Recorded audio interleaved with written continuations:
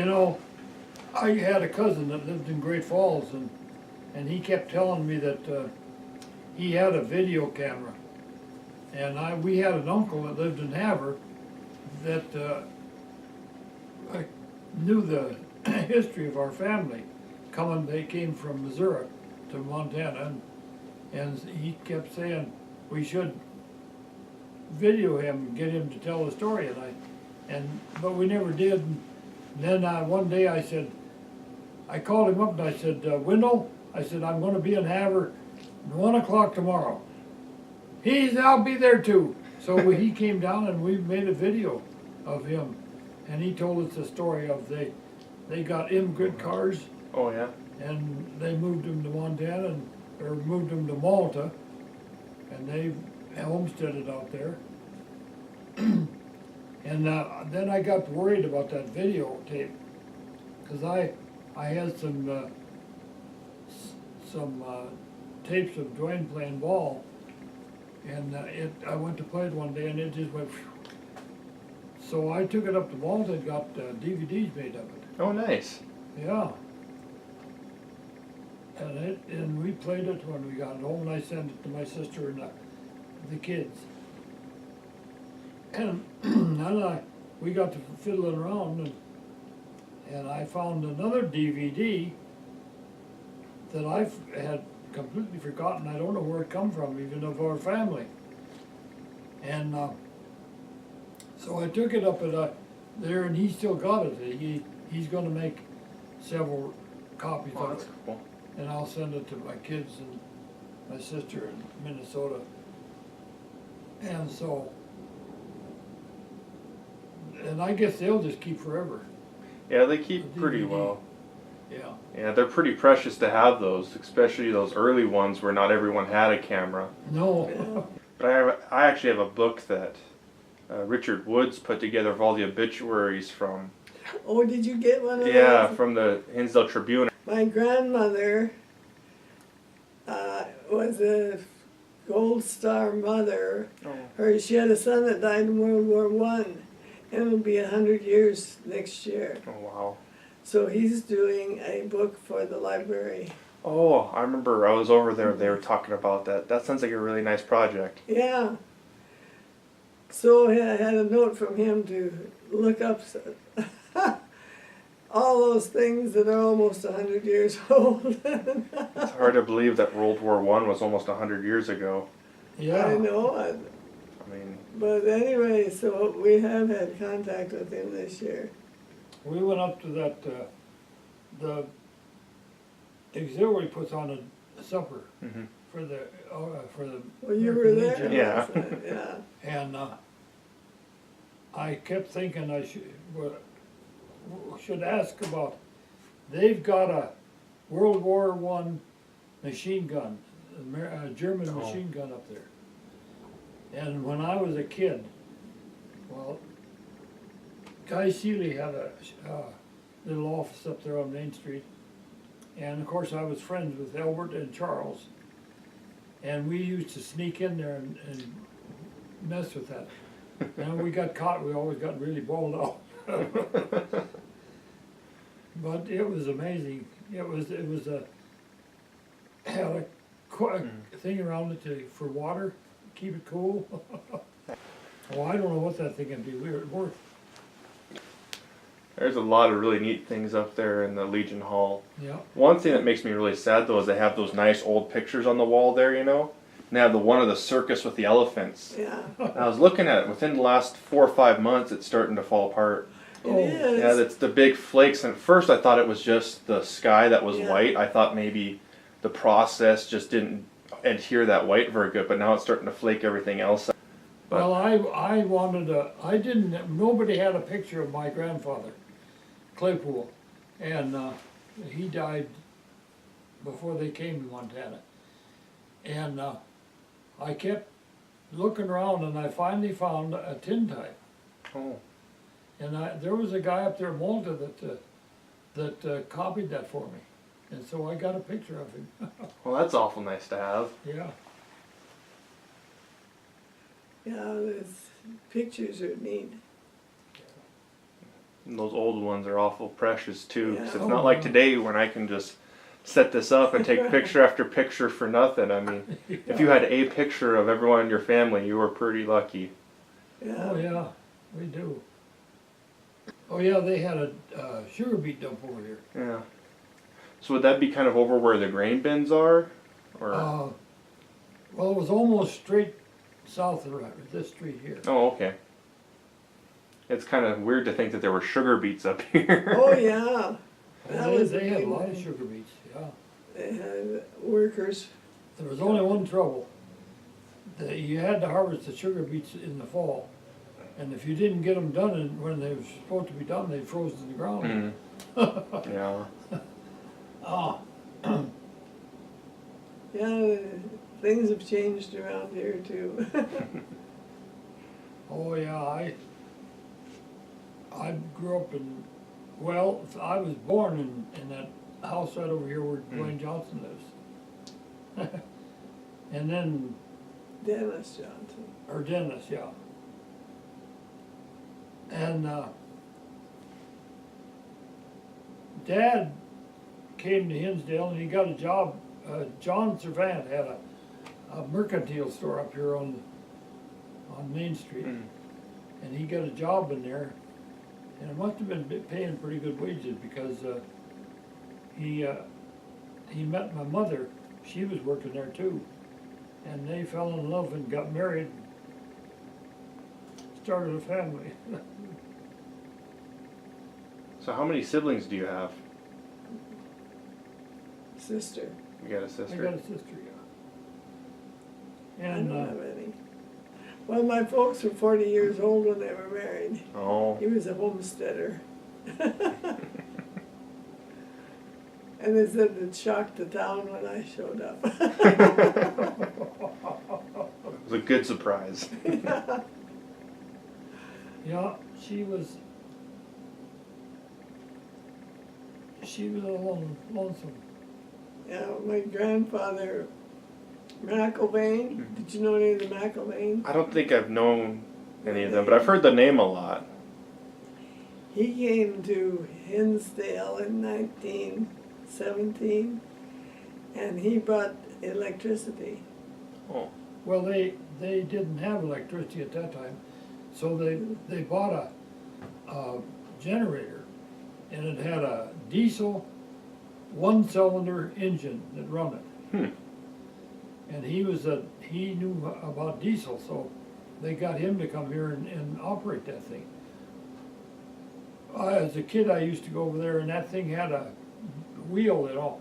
Oh, great big, huge round wheel, and it was weighted, and it would go boom, boom, boom,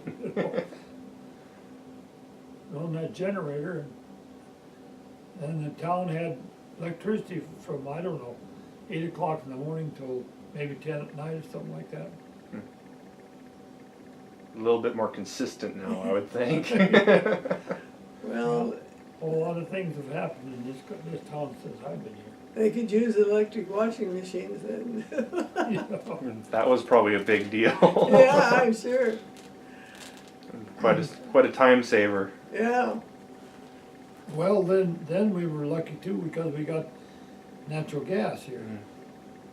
I remember what happened to Dad after June, my sister was born. Well, then that store burned down. So he was left without a job and 4 mouths to feed. So he went into the barbershop one day, and he must have been feeling bad and telling the barber about it, and the barber said, well, Homer, I'll tell you what I'll do. I'll just sell you this barbershop. You can make a living. Well, Dad said, I never cut hair. He said, don't make any difference. He says, I'll teach you how. So he taught him how to cut hair. And he was a barber for 16 years. Well, I get so broke up. Anyway, it was just on the north side of the bank. Okay. And her uncle owned the drugstore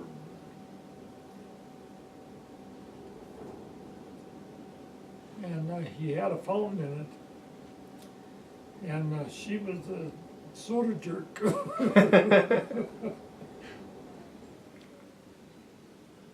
I said, well, and I was a shoe shine boy at my dad's barbershop, so the shoe shine boy married a soda jerk. I think we're gonna make it to 70, I'm not sure, but Wow, that's pretty special. Yeah, Wobber was my maiden name. Yeah, you were telling me a little bit about your mom yesterday. You know, oh, she was so active in the Eastern Star and the auxiliary. Well, that's what Grandma McIlvaine, and my mother's mother, was, she helped get this auxiliary started. Her son was killed, like I say, in World War I, and he's buried in France. Oh. Yeah, they were both mother and then Dad was a homesteader out here, between here and Saco, out on Milk River. Mm. Well, in fact, I don't know if you ever went to that place. that's his building. Yeah. That's a nice painting. Jimmy I'm Michaels. trying to place where that is. It's, You know where the Jones place is, or Etchart? Yeah, back Well, in it's there. just right next to it, right just Oh, okay. a little ways from there. and where the hills and the trees. That's If you Milk go River. across the river, you get to Sid Simonson. Okay. Yeah, that's some kind of cool country tucked away back in there. Yeah, Yeah, If you can stand the mosquitoes. yeah. and that little house on the left-hand side there, that was a homestead shack. Behind you. Oh, that one was Jack, the guy that died, painted that. He Oh. was- our son-in-law. Oh, he was quite an artist. Yeah, Yeah, he was. Oh, his mother was really a great artist. So that was one, my Uncle Emil, that was my dad's place, and this other one here with the barn, it was my Uncle Emil's. But they joined each other, so. Yeah. And then my other uncle owned the Wobber drug, ran a drugstore for years. Julius, he was a druggist. Oh, that has a different meaning now. Yeah, Pharmacist. pharmacist, Yeah. That's, I always laugh when we've been going down to Arizona in the winter, and you go over to Mexico, of course, it's only 7 miles away, and they're there to meet you, all these Mexicans, and do you need, what is it, they try to sell you, well, Oh, yeah, they food got- or liquor or something. And I said, oh, I want drugs. Oh, don't say drugs. I say pharmaceuticals, say pharmaceuticals. And they think you're trying to set up a meeting with the cartel. yeah. But they get real excited. Don't say pharmacists. Oh, yeah. We used to enjoy going over there, but the Americans got so picky about it. They this area that you went through, they made a big round fenced-in area that you had to walk through to get out of there. And I don't walk through it anymore, so Mm. we kind of quit going over there. In fact, the last time I went over there, we made a real boo-boo. I went to the doctor and he gave me a prescription for some antibiotics, and I stopped at a Walmart store there, and what was it, $70 for, I don't know, 7 pills or something like that. And I said to Charlotte, baloney on this, come on, let's go to Mexico. So we stopped on the way and picked up our passports, and she put them in the glove compartment of the car, and we drove over there, got out of that car and never picked them up and walked into Mexico. And we got ready to leave. She said, did you pick up the passports? I said, no. wow, what are we gonna do? Well, we were standing there lamenting about it, and this young couple came up and asked us what was going on, and I said, well, I told him what had happened. He said, well, I'll tell you what I'll do. He said, you just give me the keys to your car and I'll go out and get your passports and come back in here. And I said, oh my gosh, yeah. Okay, so I give him the key, and that's what he did. Well, we didn't have to worry about him stealing anything because we were driving a PT Cruiser. Oh, no, we didn't think he was stealing. And it was He was right a by the gate. That was awful nice of them, though. Oh, it was Yeah, awful nice. they were from Utah. I said, Oh, must be Mormons, they were really yeah. helpful. It is really strange, though, like going into Mexico or Canada. You can go one way, but you can't go the other. Yeah, Yeah, it's the US that stops you. Yeah, it'd be kind of nice if Canada and Mexico would stop you just to make sure you have the passport going through so you can Yeah. come back. well, I found out later though that they will let you through with if you got an ID driver's license. Yeah, I don't know anymore. They're changing everything up. Yeah, And well, I another, didn't know that well, at that time, and I tell you what, my mind was going wild. I thought, yeah. there's no motel here, where are we gonna sleep? What are we gonna do? Well, on top of that, the U.S. government says that our driver's licenses aren't good enough anymore.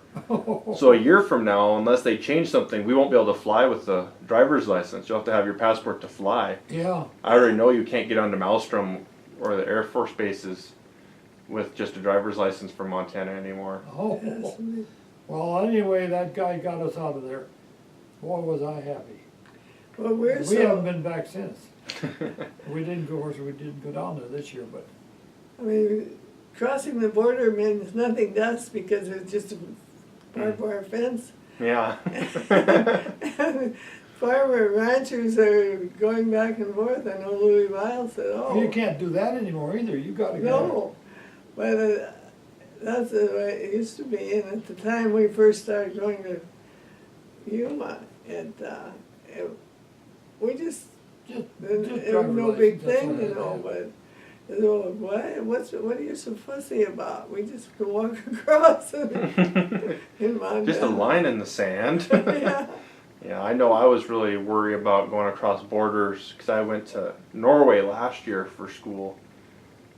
But it turned out that, again, it's the U.S. that really worries about it. Going there was no Yeah. problem. Yeah. They didn't check my passport or anything going into Norway. Yeah. I never did. I wanted a stamp though, and I never did get one. So, but it's when you want to come back. Yeah, when I got into Europe, Europe checked a little bit. When I came back is when they were really, where were you? What were you doing? Yeah. I was visiting family. Well, Yeah, we had a trip that we took one in Europe. What was it? 9 countries. yeah, we went to, we And, flew into Germany. The only trouble we had, we went on a tour, of course, and we came to this sign that said, "Welcome to Hungary." And, you know, we said, oh, what are we doing here?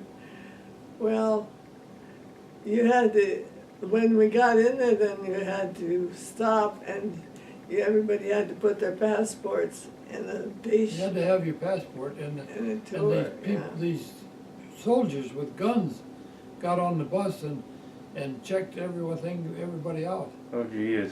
And there was one woman that couldn't find her passport. We drove off, she was sitting at still sitting there. I don't know whatever she ever did. She didn't get that part of the tour, evidently. No, we left them. But I said, welcome to Hungary, big deal. Yeah, that was a fun tour. Oh yeah, that was great. Went through the Vatican Oh wow. and went in, we seen the Sistine Chapel. Oh my.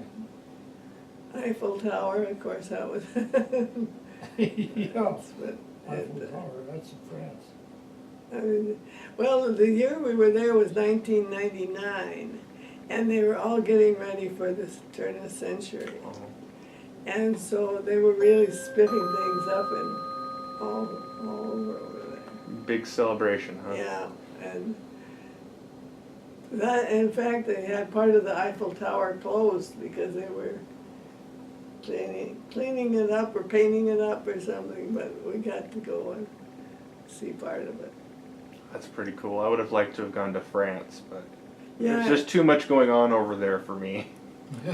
Well, yeah, it was, we were there twice, I guess, to Paris. But the place that let's see, the first trip we took was to England and Scotland. That's a fun one, especially Scotland. But we wanted to go to Ireland, and at that time, they wouldn't sell you a ticket. There was a war They were going having, on. they were Oh, having, they were feuding at least, Yeah. huh? yeah. So we couldn't get there, so we didn't get there. But We got, did get to taste haggis. Was it on purpose? Yeah. They wanted, Everybody had to take a little bit just to taste it. Yeah, I got books of each trip. I made another book, so.